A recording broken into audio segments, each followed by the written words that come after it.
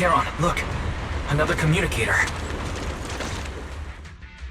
Another communicator? It's a bad habit for a sniper to be so talkative. Oh, really?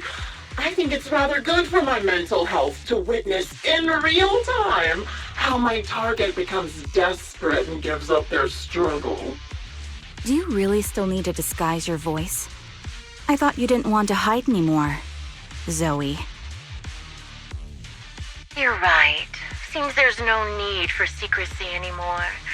I, Zoe, the sniper known as Grim Vulture of Nemesis Squad, send you my regards. Zoe. No. Grim Vulture. You, like me, were one of the advanced troops deployed to suppress Hollow Zero right after the fall of the old capital, right? Noct, Cartes, and Impera Squad. So far, all the victims have been members of these squads. They were initially supposed to enter the Hollow to reinforce the advanced troops. Nemesis, your squad lacking reinforcements, lost everyone except you in the fall of the old capital. You blamed their deaths on the absence of reinforcements and sought revenge on them. That's my conclusion. Just like me. The fall of the old capital left you entirely alone. A sniper, the sole survivor, a mere pawn abandoned by the military. Don't you think we're very much alike? The Impera squad member, Nathan, the one you're searching for, he pleaded with me to let him go when I was about to kill him, saying he had to see you no matter what. That's how you caught my attention. I let him live to get all sorts of information on you. I was so curious about you that I even set a trap, disguising myself as a victim to get closer to you. It turned out we share the same story. We even got the same PTSD symptoms. After all these years, we still see images of our teammates before they die. It's impossible to erase them from our minds. It's just, you use ridiculous fantasies to numb yourself, chasing after illusions of your squad mates. While I can't afford to be as naive as you. One night, when I was overwhelmed with the unbearable images of my comrades' deaths, vomiting and crying, I finally realized the meaning behind their appearance before me. They were pleading with me, pleading for vengeance against those who abandoned us, begging me to destroy the repulsive, hypocritical new order of New Eridu. So, I carried on their will. I began kidnapping targets and sniping them in the Hollow, watching as they became corrupted and died in despair. Do you really think this is what they'd want? What else? Would they want me to be like you, playing at a game of finding my missing squad mates, accepting their deaths when I'm done playing, and then forgiving the very enemy who killed them? What a noble and virtuous gesture! Forgive on behalf of fallen comrades, coexist with New Eridu's order, and live peacefully among cowards. It's precisely because you and I are so similar that this hypocritical and cruel attitude makes it even harder for me to forgive you. After our first conversation, I was certain I must end your life myself to prove I'm right. That's exactly what I wanted to say to you, too. Because we've suffered the same hardships, I can't accept the path of destruction you've chosen. Jesse, Aaron, Nathan, the client I've been searching for, and any other targets of revenge you've set your sights on. They all feel regret and struggle over the choices they made back then. But you can't see any of that. You didn't target the higher-ups who misjudged the situation, the dangerous ethereals who killed your comrades, or the ones responsible for the fall of the old capital. Instead, you went after the easiest targets. Grim Vulture, as a sniper of the Eridu Defense Force, you have failed in your duty. To preserve the will and hope left by my comrades, I'm going to put an end to your actions right here! That suits me just fine. A sniper should let the gun do the talking. make it to the deepest part of the hollow alive, and I'll meet you with nothing but raw malice. Yeah. Since you made it here, let me reward you with a few things you don't know. Not Cartus, Impera, and many other supplies. Roger. Did you know the reinforcements that were meant to back us up ended up deciding to retreat?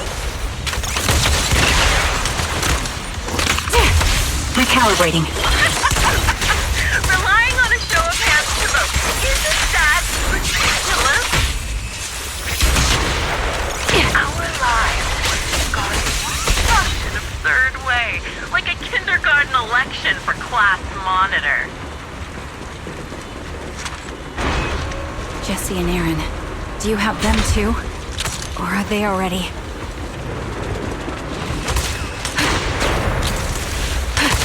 You still care about them? Or should I say...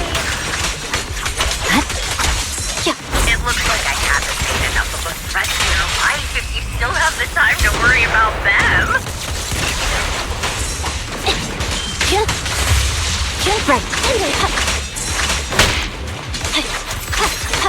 Why not leave your case hanging as unsolved mystery? Normally that's more suspenseful, right? In any case, when you stumble into the underworld with your... The wind and rain are picking up. This extreme weather is perfect for sending you to your grave. No one will hear your screams and cries as you die.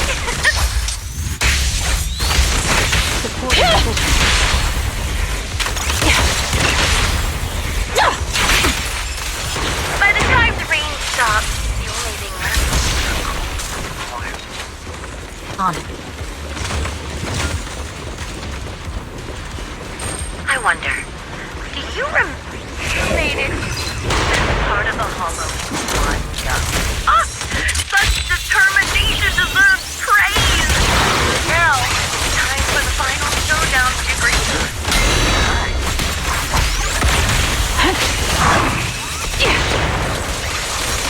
Victory! The only option! The only way to put it. What sniper would ever confront their enemy head on?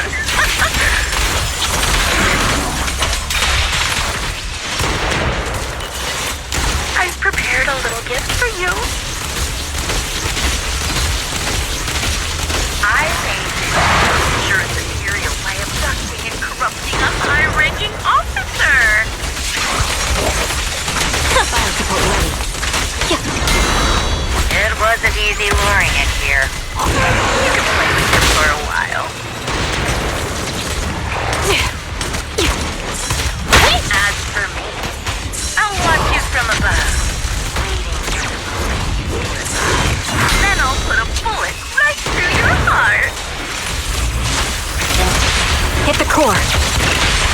Swift and decisive.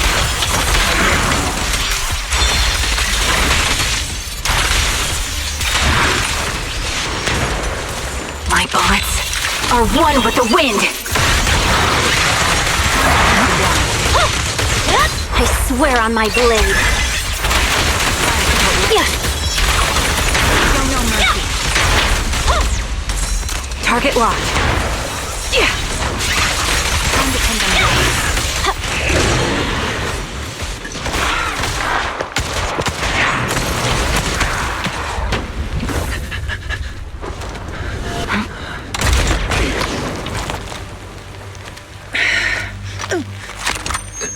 Failure as a sniper is the one who's been forced into a corner, like you!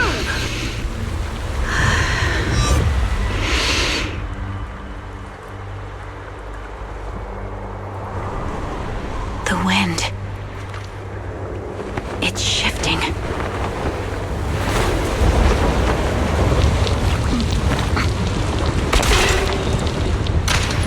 I won't fall for your distractions so easily. What? I will surpass you with my own melody of victory. Damn!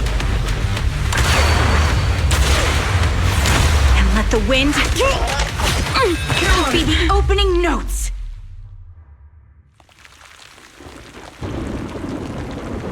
Charon! No! Wake up! Charon! That's...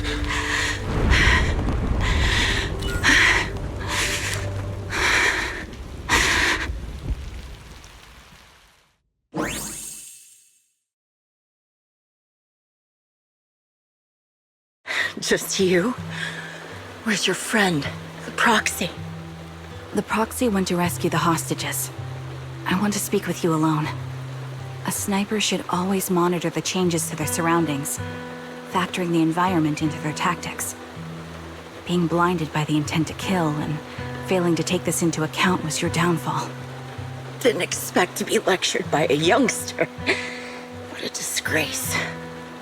When my view was blocked, I realized you'd used the visual blind spot to reposition. So I adjusted my aim accordingly. But I still couldn't hit you. Your prediction and accuracy were spot on.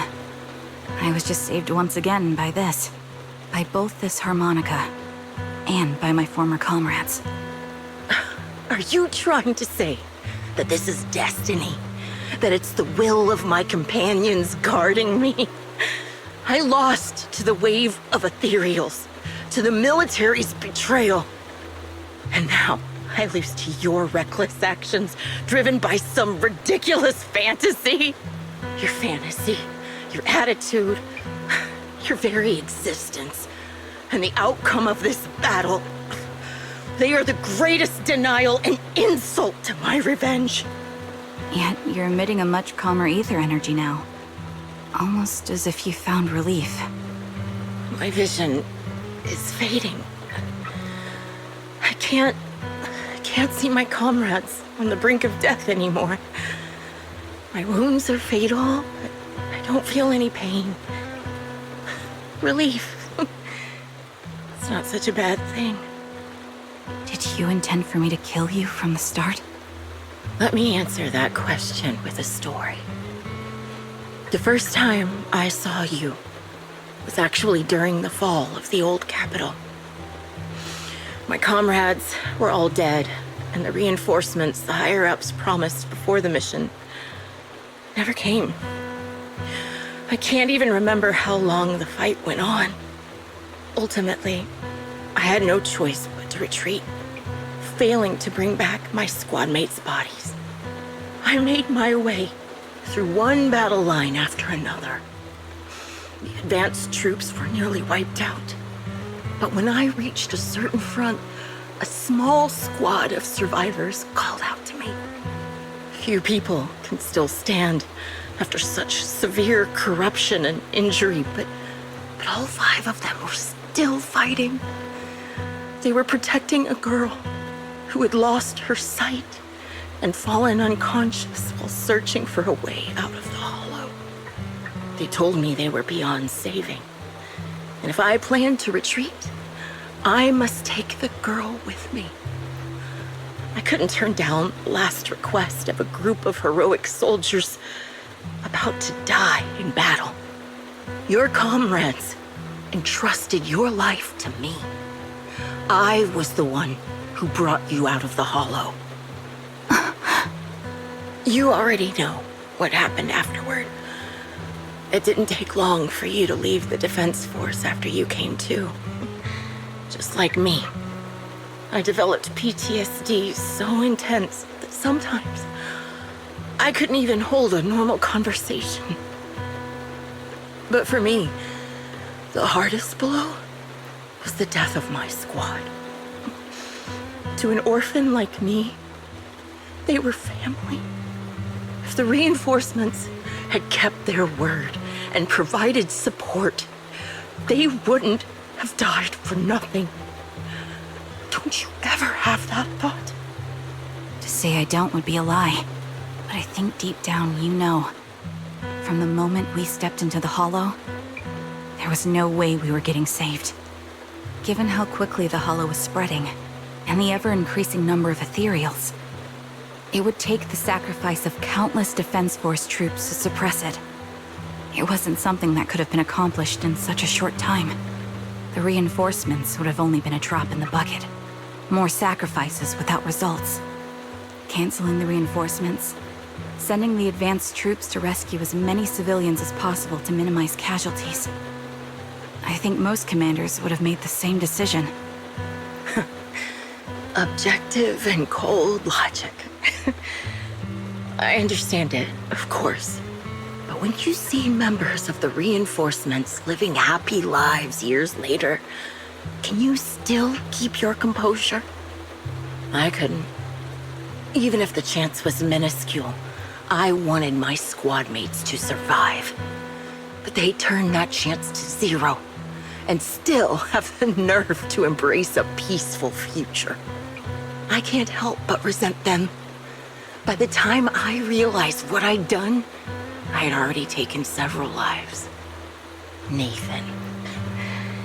When I tied him up and was about to kill him, he begged me to spare him, saying he had something to give you, no matter what. That was when you re-entered my line of sight. I think I've said this before. We're very similar, yet we have completely opposite beliefs. After meeting you, I became even more certain. In the face of suffering, I chose destruction, while you were destined to choose to protect. But you're still entangled in your obsession with your squad mates. If this continues, you'll eventually sink into a void of despair. Your hope is like a bubble, ready to burst at any moment. The version of you I want to kill is the complete one, who can firmly reject my answer. If you haven't found your answer yet, then I'll be the one to push you forward. I kill you, or you end me. Either way works. But after seeing your growth, maybe I'd prefer you to step over my body. That's the final answer. Why? Emptiness and doubt. No matter how many targets of my revenge I took down, nothing changed. Aiming my gun at former comrades, drowning in hate and rage, all it left was a hollow emptiness. But you're different. You've gained unconditional trust from the proxy. You have the courage to fight through my trap. And eventually, you'll have a melody that's uniquely yours. My belief has faltered. I finally remember. My squad mates were fools just like you. You're right. They would never want me to become this way. I talk about carrying their cross. But in truth, I never carried their will. So be it. Take the hostage and go. The villain stained with the blood of others deserves nothing but a miserable end. I'm looking forward to how long you'll be able to protect those in front of your eyes.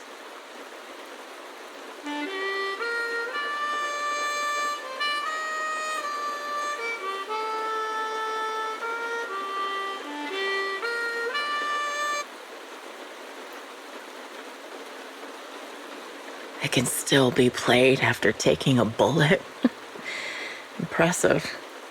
This is my final melody to you. No matter how miserable you've become, I'll still remember you. Remember we once shared the same path in life, but in the end, our paths diverged. Your hatred has long twisted into sin. But if not for you, I wouldn't have learned how to hate, or found the true targets of my hatred. I used to know nothing. My teammates served as my teachers and taught me so much. And I think you must be my final teacher. You taught me, in the most intense way, what hatred truly means. Really? So you found someone you want revenge against, too. That's good.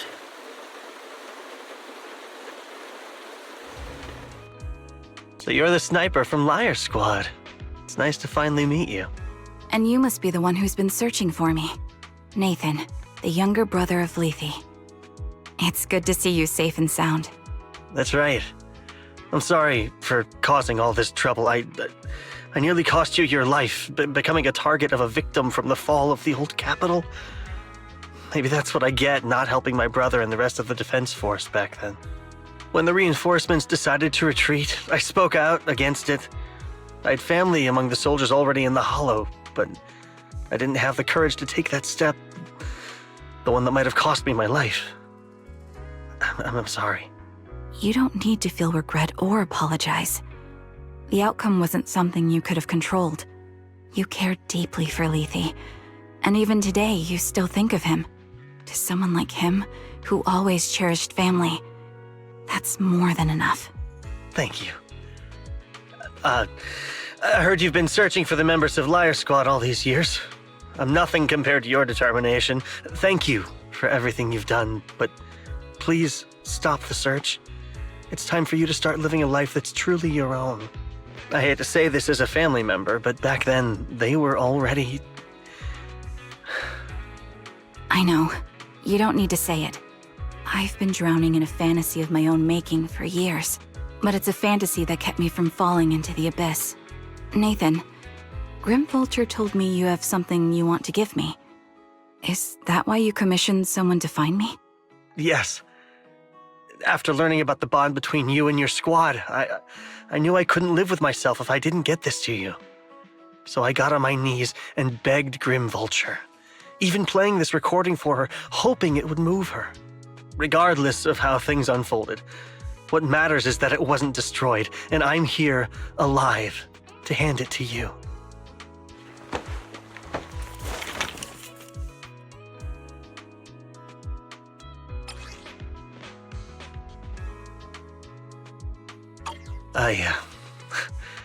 I found this while going through my brother's belongings. It's been tucked away for years. There's a recording on it, and I think it's a gift Liar Squad made for you, but never had the chance to give you. Thank you so much. Do you mind if I listen to it now with the proxies?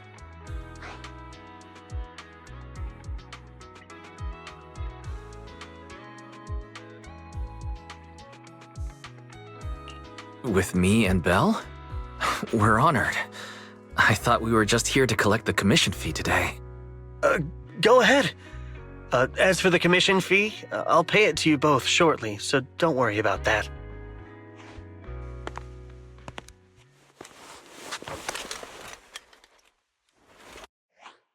Hey, hello? All right, it's a recording. This is a message from Liar Squad for our little sniper. Everyone ready? I'll count down. 3, 2, 1. Congratulations on your 1,000th day with Liar Squad! Hey, you guys are totally out of sync. Captain, can we redo this? The anniversary gift has to be perfect. That's our assault specialist, Acheron. She has a strong sense of aesthetics, prioritizing beauty in both combat and her daily life. She taught me a lot about makeup and fashion. Oh, she won't care if we're a little off.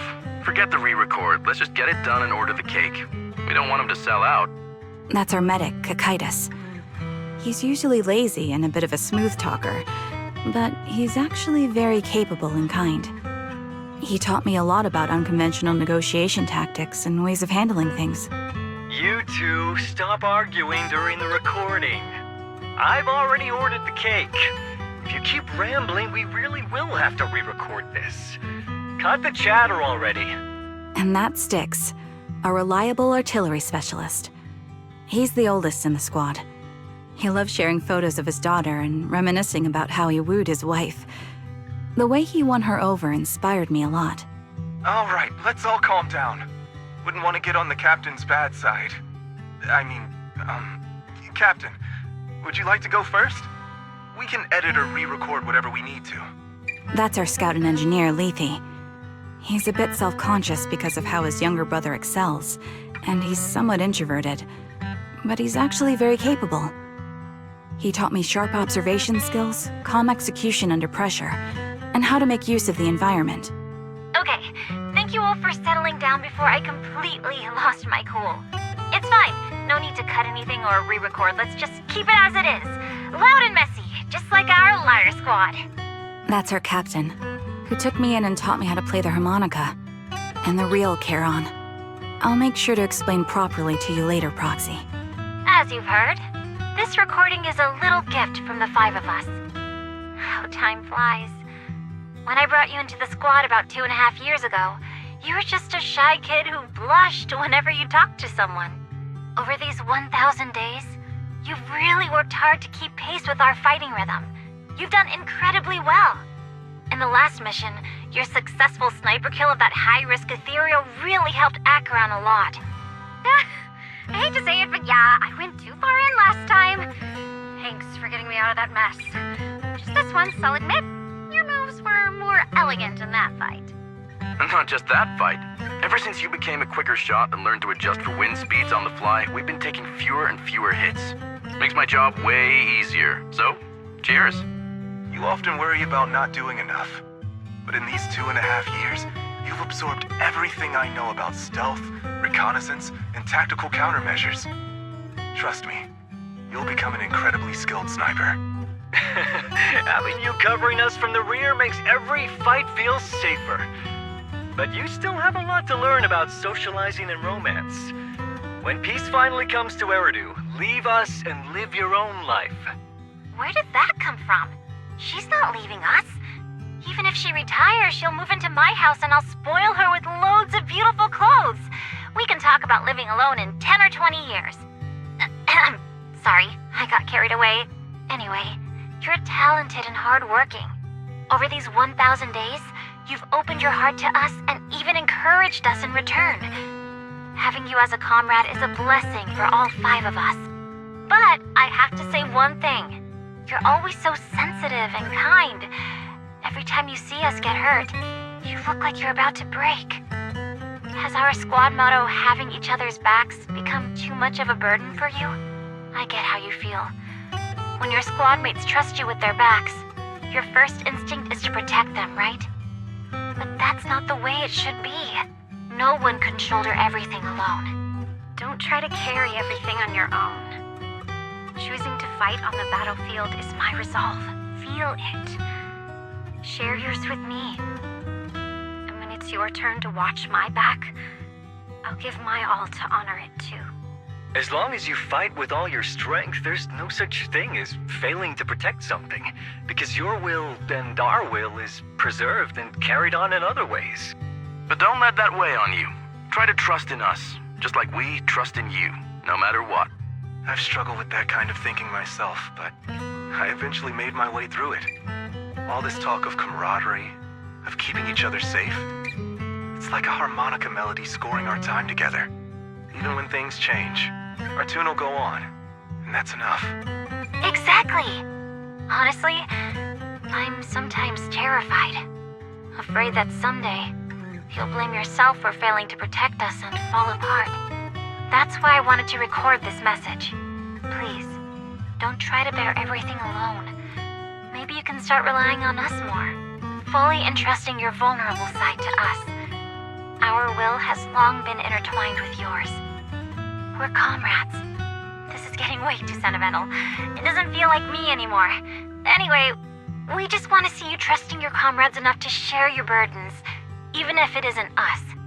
Finally, we'd like to give you the song that's closest to us. If what we've said is hard to understand, just feel it through the music. Please, enjoy my masterpiece, Homecoming.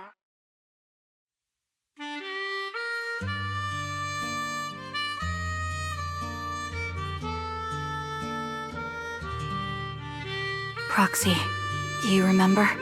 I was once terrified of seeing the look on their faces. Of course. Can you see them clearly now? Yes, crystal clear. As if I've returned to the exact moment of parting. So this is our last glance. This is the answer you wanted me to find. Thanks, guys. for everything.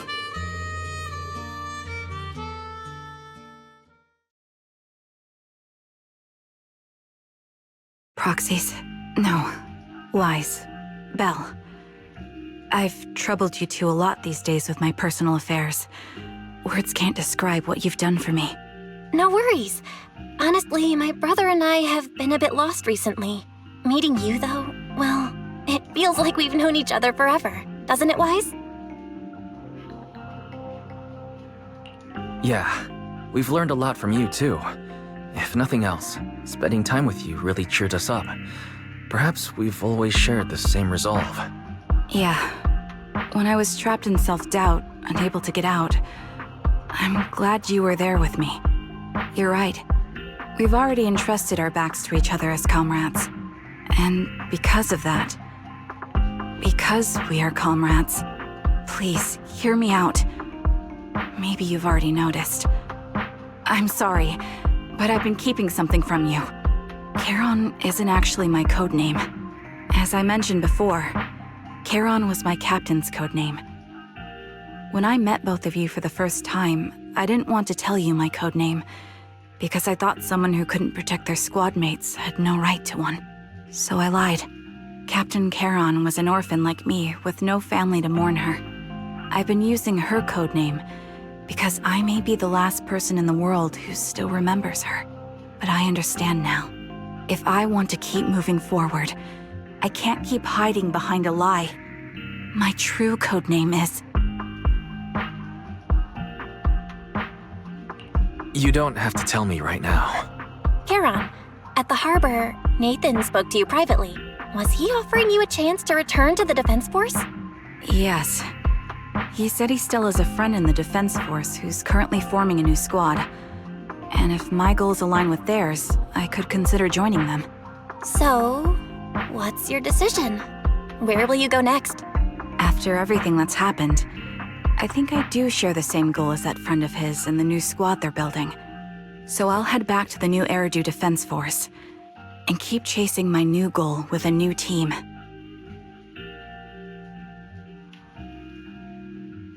Your new goal. Is it to look further into the fall of the old capital? Yes. My encounter with Grim Vulture has made me realize this should be the true form of my vengeance. I'll uncover the real culprits behind the old capital's fall and make them pay for their crimes. If the ferryman who leads me to the truth demands a price, I'm willing to wager my life. I have a gut feeling the masterminds will reveal themselves again soon. To protect the city my comrades cherished and sacrificed their lives for, I won't allow such a tragedy to happen again. By letting the will to protect guide my hatred, I now have a clear aim toward the truth. That's what I thought. If that's the case, then for now, we shouldn't learn your true codename, nor entrust our backs to one another. Are you saying we're on opposite sides? No. We might walk different paths, but those paths will lead us to the same destination. It's just that, for now, we can't say any more than that. To be honest, after facing an enemy as ruthless as Grim Vulture, we're reminded of our own powerlessness. Watching you fight back, almost losing your life to a bullet. That feeling. We're nowhere near strong enough to protect you. And we're not strong enough to open up about our pasts either. Sorry.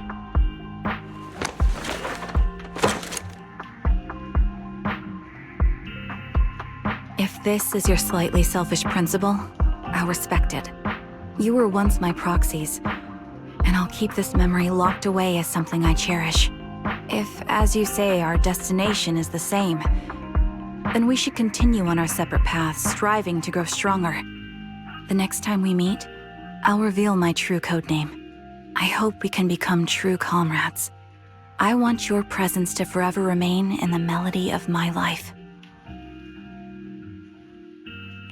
Yes, it's a promise. We'll cross paths once again, Charon.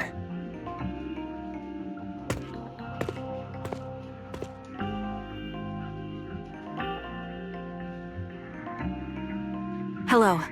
I'm the sniper from the former Liar Squad of the Chrysoberyl Division, recommended by Captain Nathan, originally of the new Eridu Defense Forces Obsidian Division, Impera Squad. Ah, I heard about you from my superior. You're the one who dealt with the serial murders targeting the Defense Force, right? Well, the new Eridu Defense Force is ready to welcome you back. Let me confirm a few details before taking you to base. Which squad are you applying to join? And did you have a code name during your previous service? I'm applying to join the Obsidian Division's Obel Squad. As for my code name, Trigger. I was Trigger of Liar Squad.